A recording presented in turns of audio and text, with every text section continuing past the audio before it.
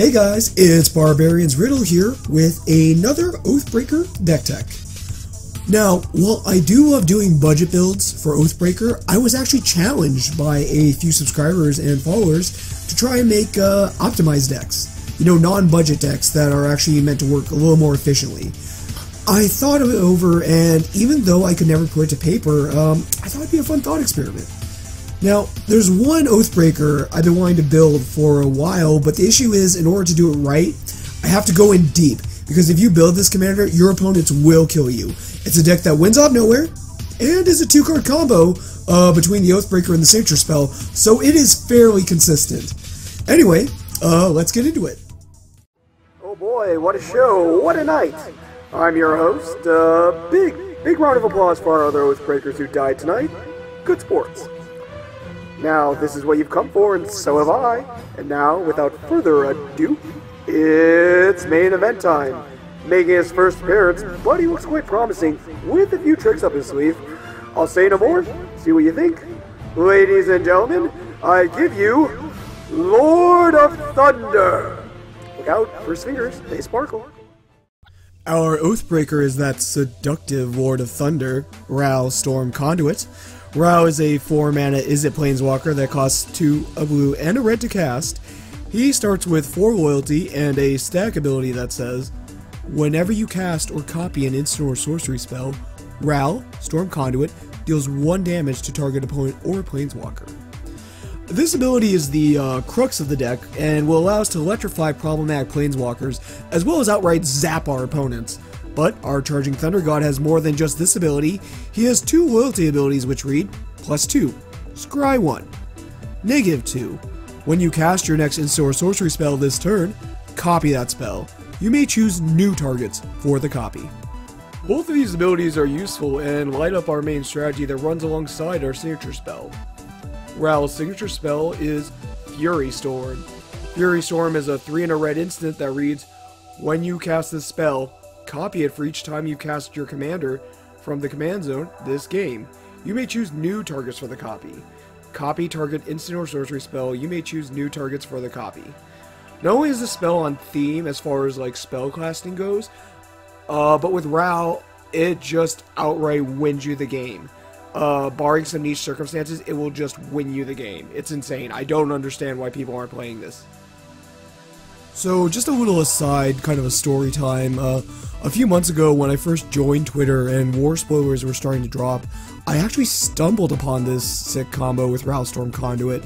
And if you're at all familiar with Standard, you've probably actually seen this interaction. Essentially, the combo revolves around resolving Ral, Storm, Conduit, and following it up with double Expansion Explosion, creating an infinite loop of copies. Now, in most cases, infinite loops of copies doesn't serve a purpose, other than like, hey, I can loop this infinitely, isn't that cool?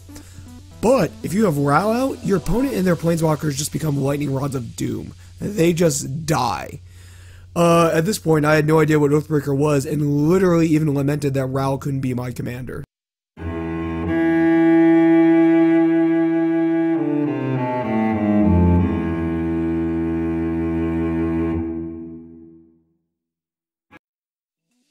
Flash forward to now, Oathbreaker is big, and even Idiot Trick has the top breakers in their signature spells. I'm sure that the world has finally seen how the OTP for Ral isn't Tomek, it's actually Fury Storm. Wait, what? So, the main strategy of this deck is to ramp and power out a Ral, Storm Conduit, cast Fury Storm, and, well, win. For those of you not familiar with the stack, I'll walk you through it step by step. First, cast Ral, Storm, Conduit, or have Ral, Storm, Conduit on the field. Wait for an instant or sorcery spell to be cast, or simply cast your own. Cast your signature spell, Fury Storm. Fury Storm's cast trigger goes on the stack, copying it for each time your commander's been cast this turn, or in this case, our Oathbreaker. As you can't cast your signature spell until Ral is out, the storm count for the spell is a minimum of 1. And honestly, 1 copy is all we're going to need to get going. With the first copy of Fury Storm we'll call copy A, we copy the original spell which still hasn't fully resolved. When copy A resolves, it creates another copy of Fury Storm, copy B, where you then use copy B to again copy the original Fury Storm. You then repeat this ad infinitum. Ral's stack ability will do 1 damage to target opponent or planeswalker each time a spell is cast or copied. Your opponents are now dead, and ideally all their planeswalkers are as well. One hiccup people keep mentioning is, what if they have Teo or Wanderer or Gideon of the Trials and his emblem out? And a lot of them seem to be missing the fact that Ral also hits planeswalkers, so when I say it kills them, that's what I mean.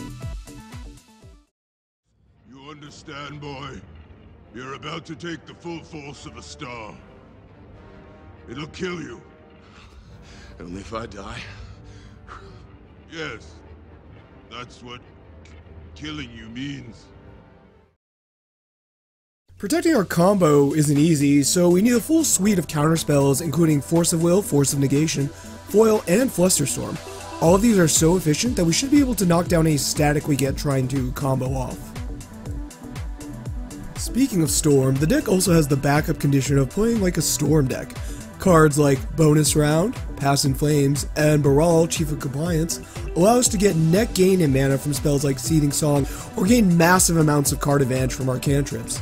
Often, our opponents will leave up some interaction to stop us from casting Fury Storm, so casting a bunch of other spells that are still doing damage from a Ral rather than walking into their interaction seems like a solid way to punish them for trying to stop us. So, how are we getting this out in a timely fashion to create a minimum chance of interaction? Well, that's easy. We ramp out Izzet's Brightest on turn 2 or 3, and then hope to resolve a Fury Storm on either 3 or 4. As this is a non-budget deck, we have access to Mox Diamond, Chrome Mox, Semblance Anvil, and Grim Monolith for fast mana, in addition to all the ritual spells in our deck. Now, a lot of these rocks create disadvantage, as does burning through all our ritual spells in the deck, but the amount of cantrips and wheels we run along with the storm pieces make the temporary setback worth it. I personally will never put this deck to paper due to the cost, but if you have the means and want a competitive deck that is swift like lightning, try channeling your inner Izzet Mage and bolt your LGS to get the pieces for this shocking Oathbreaker. Make sure to like, subscribe, and share, and as I do at the end of every video, I want to challenge you with this question. When I was imagining Ral for this deck, I was thinking of the ending fight scene of Thor Ragnarok, where Thor has to fight without his hammer and he's fighting more like Raiden.